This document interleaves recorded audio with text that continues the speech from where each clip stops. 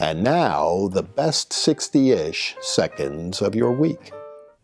And this week, across the pond, in a record almost rivaling that of William Henry Harrison, British Prime Minister Liz Truss announced her resignation as Prime Minister after only 6 weeks in office. Now, in fairness, she inherited an incredible mess, and trying to fix it up was going to be no easy task. But she exacerbated the problems, including skyrocketing borrowing and spending. They want to talk about the tax cuts, a good idea. The dramatically increased spending and borrowing to support it, not such a good idea. It's going to be interesting to see how the Conservatives can put it together in time to avoid elections and stabilize the government there. More important back here at home, as the races for the House and Senate come down to the wire.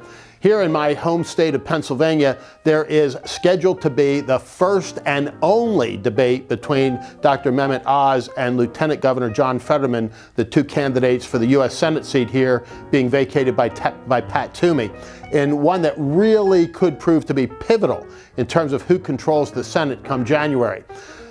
Dr. Oz has a big rise in his polling numbers. Every poll now suggests that it's a margin of error race, a good thing for a Republican candidate at this point. And he has pounded away at two issues, which Republicans nationally are beginning to really wake up to. One, inflation, and two, rising crime. People don't feel secure in their own finances or in their homes or simply walking down the street, and they vote on that basis. Meanwhile, John Fetterman has had some real problems. Obviously, he had a stroke back in May, a very serious one that people didn't realize was as serious as it was at the time, and he has lingering questions about his health. But more to the point and more significant in this race now come a host of questions about his background on issues like crime, on issues like the fact that he has not paid taxes something like 67 times, that many tax liens being entered against him, and the issue that the Associated Press brought up just a couple of weeks ago about his attendance, both as mayor of Braddock, Pennsylvania, where he didn't show up at a host of public meetings, being absent about a third of the time, and in his service as lieutenant governor, where he is supposed to preside over the Senate, but didn't do that very often either. So now they take the debate stage, and it's going to be very interesting to see how the whole health issue plays out. John Fetterman is going to have some sort of device that allows him to have closed captioning of the audio because he has some processing problems going on still as a result of his stroke. And while everybody wishes him well and prays for his full and complete and speedy recovery, there are some questions in voters' minds about his ability to do the job were he to be elected. But that's not what's going to be pivotal in this debate or in this race, in my judgment. It is going to boil down to crime and some of the things that John Fetterman has done and said on that issue, and inflation and what's going on nationally.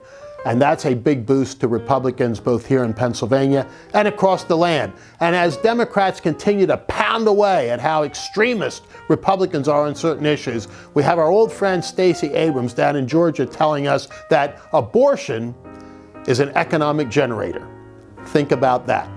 That's where the true extremism exists today. That's why people are turning away from the Democrat Party in droves, including Tulsi Gabbard, whom we talked about last week, but thousands, hundreds of thousands of regular voters who were registered Democrat but are turning to the Republican Party and are certainly going to vote that way come November 8th.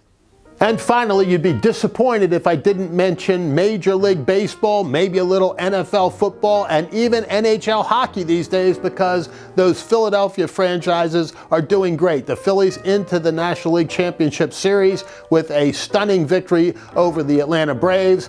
The Philadelphia Eagles undefeated, the only team in the NFL that way. And even the Flyers have yet to lose. They haven't played very many games, but they're undefeated. And I don't want to get into it too far, but the NCSL is going to be a real brouhaha. They're coming back to Philadelphia. We're taping this before Friday night's game, tied at 1 each. Game 2 didn't go so well for Philadelphia, and we saw for the first time in postseason play a brother versus brother pitching hitting combination. Unfortunately, the Padres got the better one of that one. We'll see what happens down the road. It's going to be a thriller as we move towards the World Series. And for now, that is the best 60-ish seconds of your week.